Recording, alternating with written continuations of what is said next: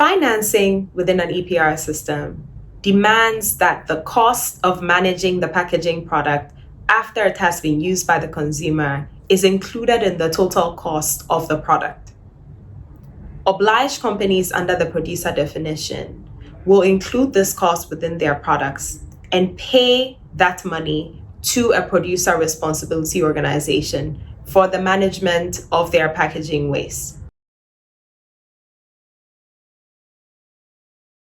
The companies that have to pay into the system essentially depend on the legal framework in the country concerned. But in most cases, these are the companies putting packaged goods on the market as the first company distributing these goods in the country concerned.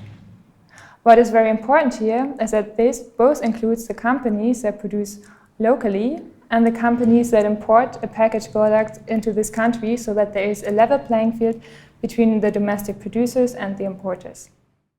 Within an extended producer responsibility system, the producer definition, or who is obliged to pay into the system, is one that is debated quite often.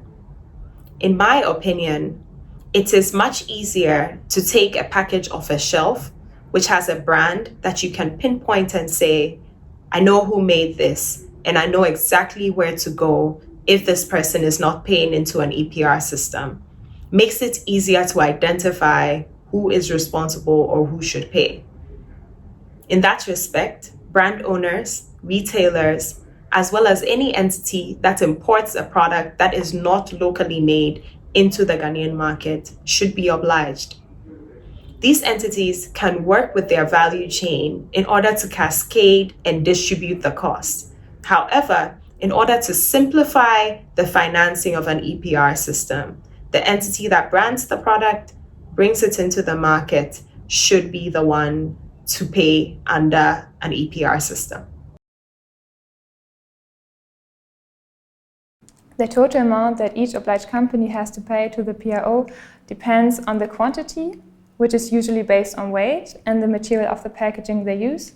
And in addition, some countries also have a unit fee per item.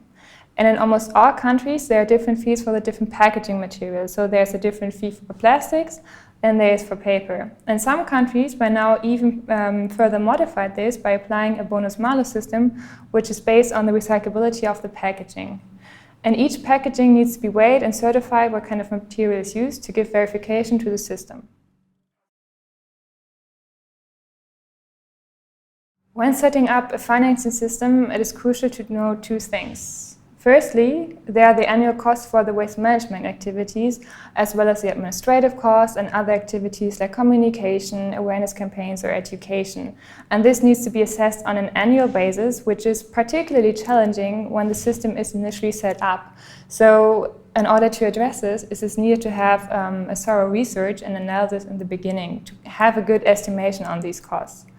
And then secondly, there are the total costs and the type of packaging, which is also annually introduced to the market. And here it's quite challenging to ensure that all companies register and pay for the correct amounts, and also to prevent free riders.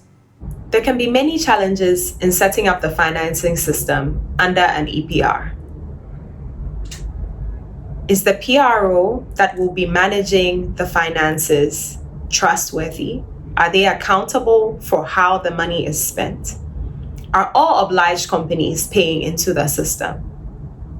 How was the amount for the fees per each packaging type and how it will be managed derived? Who is monitoring the PRO as it is using these funds?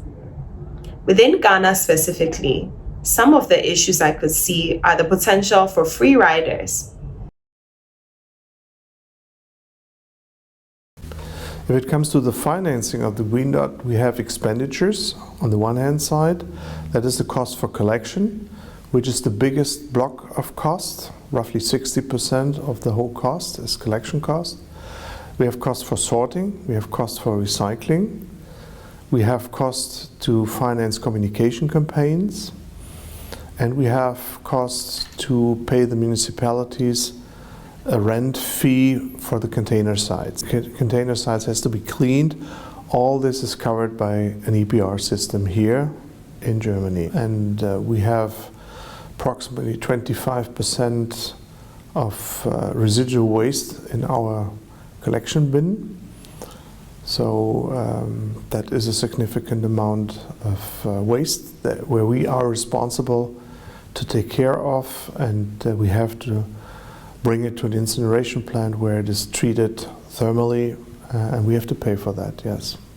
On the other hand, we have income by selling the collected, sorted and recycled material, but there it is a very volatile market, and with the corona crisis, for example, the plastic recycling market has nearly collapsed, is under very big pressure, so the income from selling these materials is very low, but EPR makes sure that the system works properly even in crisis situation like COVID or Corona. We have celebrated 30 years just in September 2020, and if we come to the topic of what was a big problem in the financing system, we have to go back to the starting period where we had a lot of participation of the consumers in the separate collection. So we collected a lot of material, but those who are under EPR didn't pay, or didn't pay what they should have paid.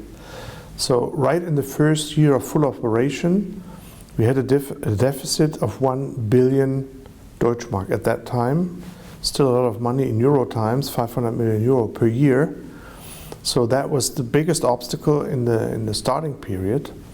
And policymakers started a repair mechanism, introduced an enforcement so that all those who are obliged to pay really paid, and we were able to solve that. But in general, this free rider problem, I think this is another name for that phenomenon, the free rider problem is still there. We have to fight it with enforcement,